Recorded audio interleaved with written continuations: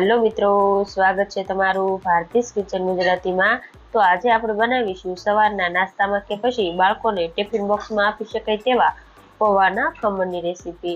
તો આ પૌવાના ખમણ છે તે માત્ર 5 થી 7 મિનિટમાં જ બનીને તૈયાર થઈ જાય છે અને ખાવામાં પણ આ ખમણ ખૂબ જ ટેસ્ટી બનીને તૈયાર થાય છે। અને હા, જો તમને મારી રેસીપીઓ ગમતી હોય અને હજી સુધી મારી ચેનલને સબસ્ક્રાઇબ ન કરી હોય તો મારી ચેનલને સબસ્ક્રાઇબ કરજો। तो चालो रेसिपी शुरू करिए। तो पौवाना खमण बनावा माटे मैं 2 कप जेटला जे आपणे पौवा बटेटा बनावा माटे जे पौवाने वापरता होय मैं ते 2 कप जेटला पौवा लई लीधा छे। तो पौवाने आपणे एक बाउलमां उमेरी दईशुं अने तेमां आपणे पाणी उमेरी आपणे पौवाने एकदम सरस रीते धोई लईशुं। तो आपणे पौवाने पहेला चाळीने लेवाना छे जेथी तेमां कोई पण कचरो के एवुं कंई होय तो ते दूर थई जाय।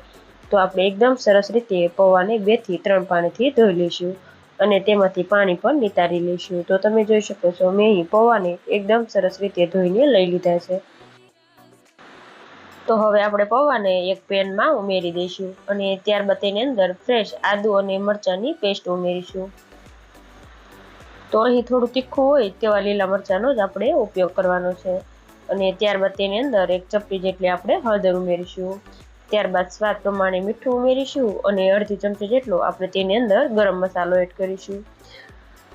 ત્યારબાદ આપણે અહીં 2 કપ જેટલા પૌવા લીધા છે તો તેની સામે આપણે 1 કપ જેટલી છાશ લેવાની છે। તો છાશ અહીં મીડિયમ ખાટી હોય આપણે તેવી જ લેવાની છે જેથી આ નાસ્તો એકદમ સરસ ખાટો મીઠો બનીને તૈયાર થશે। હવે આ બધી જ વસ્તુને આપણે એકદમ સરસ રીતે મિક્સ કરી દઈશું અને ત્યારબાદ હવે આપણે પેનને ગેસ ઉપર રાખી દઈશું અને અહીં આપણે મીડિયમ ગેસની ફ્લેમ રાખી આપણે પૌવાને 3 થી 4 મિનિટ સુધી કૂક કરવાના છે। તો પૌવા જેમ જેમ કૂક થતા જશે તેમ તેમ આ મિશ્રણ છે તે થોડું થીક એવું થતું જશે અને આપણા પૌવા છે તે એકદમ સરસ એવા કૂક થઈ જશે અને તેનો કલર પણ એકદમ સરસ એવો આવી જશે। તો પૌવાને આપણે આ રીતે કન્ટિન્યુ ચલાવતા જઈને જ કૂક કરવાના છે, નહીંતર તે નીચે ચોંટી જશે। તો એ વાતનું ખાસ ધ્યાન રાખવાનું છે અને આપણે મીડિયમ ગેસની ફ્લેમ જ રાખવાની છે જેથી આપણા પૌવા પણ એકદમ સરસ એવા કૂક થઈ જશે। તો આપણા પૌવા જેમ જેમ કૂક થશે તેમ તેમ થોડા એવા મેશ પણ થતા જશે। તો પૌવાને કૂક થતાં લગભગ 2 મિનિટ જેટલો સમય પણ થઈ ગયો છે અને તમે જોઈ શકો છો આપણા પૌવા એકદમ સરસ એવા કૂક પણ થઈ ગયા છે અને તેનો કલર પણ આ રીતે એકદમ ચેન્જ થઈ ગયો છે અને પૌવા પણ આવા થોડા એવા મેશ થઈ ગયા છે। તો વધુ આપણે તેને 1 થી 1.5 મિનિટ સુધી કૂક કરી લઈશું। તો 1 થી 1.5 મિનિટ જેટલો સમય થઈ જાય ત્યારબાદ તમે જોઈ શકો છો આપણું પૌવાનું મિશ્રણ છે તે આવું એકદમ ડ્રાય એવું થઈ ગયું છે।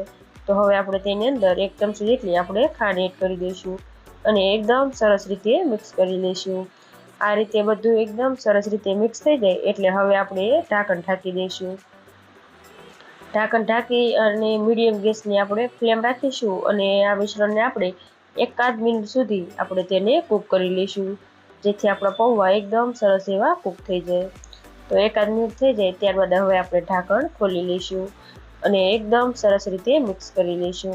તો હવે આપણે આ મિશ્રણ છે તેને આપણે એક ગ્રીસ કરેલી પ્લેટમાં કાઢી લઈશું। તો તમે સવારની ભાગદોડમાં આ નાસ્તો છે તે માત્ર 5 મિનિટમાં પણ બનાવી શકો છો। તો આ નાસ્તો તમે એકવાર જરૂરથી ટ્રાય કરજો। તો હવે આપણે તાવીથાની મદદથી એકદમ સરસ એવું આપણે પ્લેટમાં તેને ફેલાવી દઈશું અને હવે આપણે તાવીથા ઉપર 2 થી 3 ટીપા આપણે તેલ ઉમેરી દઈશું એટલે આપણા નાસ્તા ઉપર એકદમ સરસ લીસું એવું થઈ જશે। તો તમે આ નાસ્તાને પૌવાના ઢોકળા પણ કહી શકો છો। તો આપણે થોડું એવું તેલ એડ કર્યું એટલે તમે જોઈ શકો છો આપણા નાસ્તા ઉપર એક સરસ એવી શાઇન પણ આવી ગઈ છે। તો હવે આપણે આ નાસ્તા ઉપર એક સરસ મજાનો આપણે વઘાર કરી લઈશું। તો એના માટે મેં અહીં એક વઘારેમાં 3 મોટી ચમચી જેટલું તેલ ગરમ કરવા માટે રાખી દીધું હતું। તો હવે તેની અંદર અડધી ચમચી રાઈ એડ કરીશું અને રાઈ એકદમ સરસ રીતે ફૂટી જાય એટલે આપણે ગેસની ફ્લેમ બંધ કરી તેની અંદર ચપટી જેટલી હિંગ, 4 થી 5 નંગ જેટલા મીઠા લીમડાના પાન અને 1 લીલા મરચાંના આપણે ટુકડા એડ કરી આપણે મરચાંને એકદમ સરસ એવા સાતળી લઈશું। તો 1 મિનિટમાં જ આપણો વઘાર છે તે એકદમ સરસ એવો રેડી થઈ ગયો છે। તો હવે આપણે આ તૈયાર થયેલા વઘારને આપણે આ તૈયાર થયેલા નાસ્તા ઉપર ઉમેરી દઈશું। તો તમે આ ઢોકળાને એમ નામ પણ ખાશો ને તો પણ આ ઢોકળા છે તે ખાવામાં ખૂબ જ ટેસ્ટી લાગશે। તો હવે આપણે ચમચીની મદદથી વઘારને નાસ્તા ઉપર એકદમ સરસ રીતે આપણે ફેલાવી દઈશું। ત્યારબાદ આપણે ઉપરથી થોડું એવું કશ્મીરી લાલ મરચું પાવડર છાંટી દઈશું અને ત્યારબાદ ઝીણા કાપેલા ફ્રેશ ધાણા એડ કરી દઈશું. તો હવે આપણે આ ઢોકળાના પીસીસ કરી લઈશું. તો તમને જે પ્રમાણે નાના મોટા ગમે એ રીતે તમારે ઢોકળાના પીસ કરી લેવાના. તો તમે જોઈ શકો છો મેં અહીં એકદમ સરસ એવા ઢોકળાના પીસ કરીને રેડી કરી લીધા છે. તો હવે આપણે આ તૈયાર થયેલા ઢોકળાને ગરમા ગરમ ચા સાથે કે પછી લીલી ચટણી કે ટમેટા કેચઅપ સાથે જો તમે ખાશો ને તો પણ આ ઢોકળા ખાવામાં ખૂબ જ ટેસ્ટી લાગશે. તો હવે આપણે ઢોકળાનું એક પીસ કાઢીને પણ હું તમને બતાવી દઈશ. તો તમે જોઈ શકો છો જોતાં જ ખાવાનું મન થઈ જાય તેવા આપણા ઢોકળા બનીને રેડી થયા છે. તો હવે મેં અહીં આ ઢોકળાને ગ્રીન ચટણી સાથે સર્વ કર્યા છે. તો તમે પણ આ પૌંઆના ખમણ એકવાર જરૂરથી ટ્રાય કરજો અને મને કમેન્ટમાં જણાવજો કે તમને મારી આજની આ રેસીપી કેવી લાગી. અને જો રેસીપી પસંદ આવી હોય તો વિડીયોને લાઇક કરજો, શેર કરજો અને મારી ચેનલને સબસ્ક્રાઈબ કરજો. અને આવી જ નવી રેસીપીઓના વિડીયો જોવા માટે બાજુમાં આપેલા બેલ આઇકન પર ક્લિક કરજો, જેથી તમને મારી નવી આવનારી રેસીપીઓના નોટિફિકેશન સૌથી પહેલાં મળે. Thanks for watching.